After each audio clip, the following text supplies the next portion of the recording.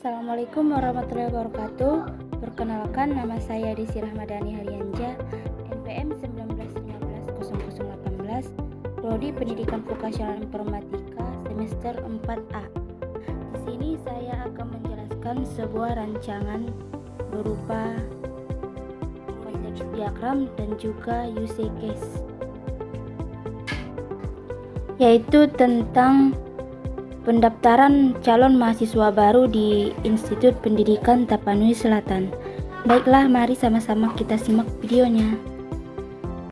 Baiklah, untuk pertamanya saya akan menjelaskan tentang analisis sistem informasi pendaftaran mahasiswa baru. Yang pertama, panitia pendaftaran mahasiswa baru memberikan formulir pendaftaran kepada calon mahasiswa baru serta persyaratan ataupun berkas yang harus dipenuhi. Di sini kita dapat melihat pada konteks diagram, maaf ya, saya salah membuat yaitu data flow diagram. Ini sebenarnya konteks diagram. Calon mahasiswa panitia pendaftaran tadi memberikan formulir pendaftaran kepada calon mahasiswa baru.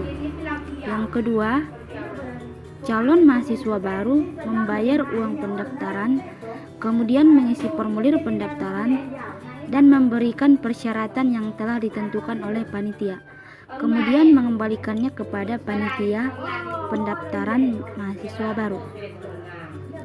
Setelah mahasiswa mengisi formulir yang diberikan oleh panitia, calon mahasiswa baru memberikan kembali formulirnya ke panitia pendaftar. Yang ketiga, panitia PMB atau panitia pendaftaran mahasiswa baru kemudian mengecek formulir pendaftaran dan persyaratan yang diberikan calon mahasiswa baru apakah sudah sesuai atau tidak. Setelah calon mahasiswa baru memberikan formulirnya kepada panitia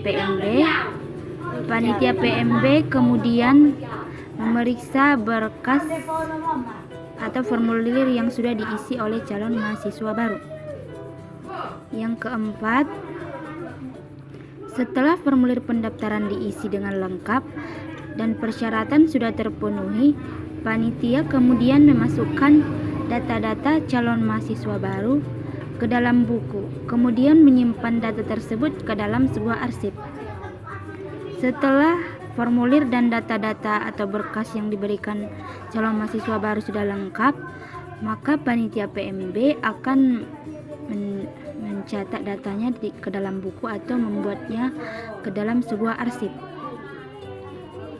Yang kelima, kemudian panitia PMB memberikan kartu tanda peserta ujian kepada calon mahasiswa baru beserta memberikan surat pemberitahuan ataupun bentuk informasi langsung mengenai waktu dan tempat pelaksanaan ujian agar mempersiapkan dirinya untuk ujian nanti.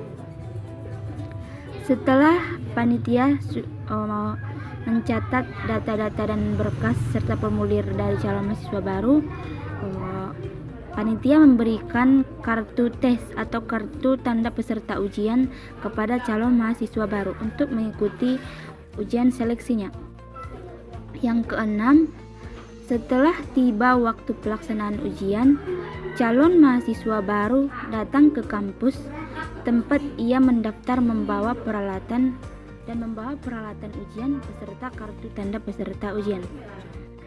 Nah, setelah waktu yang ditentukan, calon mahasiswa baru datang ke kampus membawa kartu tanda peserta ujian dan juga alat-alat dan peralatan ujian untuk melaksanakan ujian seleksi. Kemudian yang ketujuh, kemudian setelah ujian selesai dilaksanakan, panitia pelaksana ujian mengumpulkan hasil jawaban semua calon mahasiswa baru dan memeriksa jawaban yang dilakukan dosen yang bersangkutan. Nah, setelah jawaban calon mahasiswa baru sudah terkumpul semua, yaitu dikumpulkan oleh panitia pelaksana ujian, mereka akan menilai jawaban dari semua calon mahasiswa baru agar nantinya bisa diinput ke dalam sebuah arsip. Ke-8, calon mahasiswa baru kemudian menunggu hasil tes atau ujian sesuai waktu yang ditentukan oleh pihak kampus. Setelah selesai ujian, calon mahasiswa baru menunggu hasil pengumuman ujian apakah masuk atau tidak. 9. Setelah hasil ujian sudah keluar, panitia pelaksana ujian menempelkan pemberitahuan di mading agar calon mahasiswa baru dapat melihat hasilnya.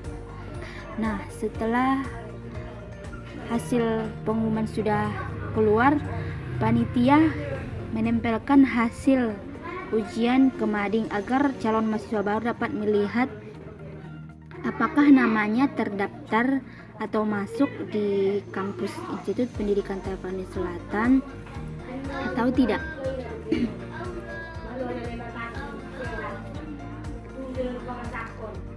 Setelah para calon mahasiswa baru melihat pengumuman hasil kelulusan ujian apakah masuk atau tidak.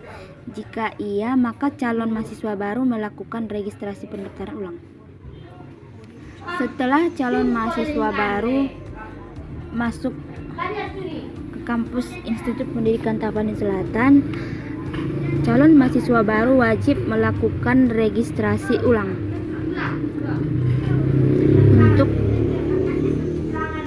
untuk persyaratan yang lebih lanjut. Kemudian calon mahasiswa baru datang kembali ke kampus untuk registrasi ulang untuk menjumpai panitia. Setelah melihat hasil pengumuman, calon mahasiswa baru kembali datang ke kampus untuk registrasi ulang sesuai waktu yang telah ditentukan. 12. Panitia PMB melayani para calon mahasiswa baru untuk registrasi ulang. Kemudian panitia juga meminta bukti pembayaran pendaftaran, biaya-biaya lainnya, dan hasil tes dari calon mahasiswa baru.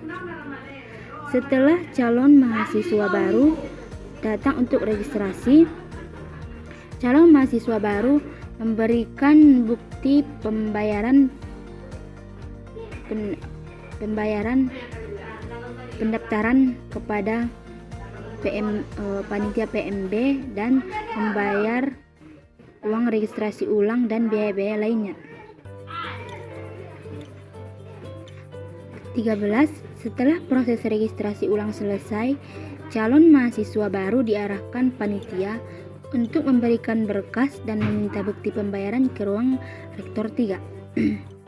Nah, di sini di wakil rektor 3, calon mahasiswa baru meminta bukti pembayaran biaya-biaya yang harus dibayar di kampus IPTS, kemudian memberikan berkas kepada ruangan wakil rektor 3. 14. Kemudian ruangan wakil rektor 3 membuat data atau membuat laporan yang nantinya akan diberikan kepada ketua yayasan atau rektor dalam bentuk arsip.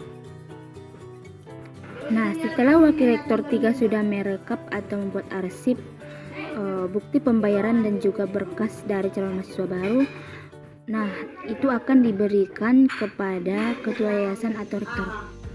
15. Angka terakhir yaitu ketua yayasan atau rektor menerima laporan pendaftaran, hasil tes, dan registrasi dalam bentuk arsip. Di ketua yayasan atau rektor yaitu menerima laporan pengesahan, laporan pendaftaran, dan laporan hasil tes serta laporan hasil registrasi calon mahasiswa baru. Sekarang saya akan menjelaskan tentang use case-nya. Di sini aktornya ada calon mahasiswa baru, kemudian panitia PMB atau panitia pendaftaran mahasiswa baru. Dan use case-nya di sini ada formulir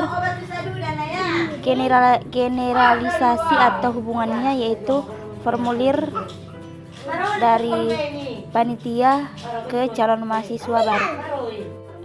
Kemudian calon mahasiswa baru membayar uang pendaftaran dan dicek oleh panitia.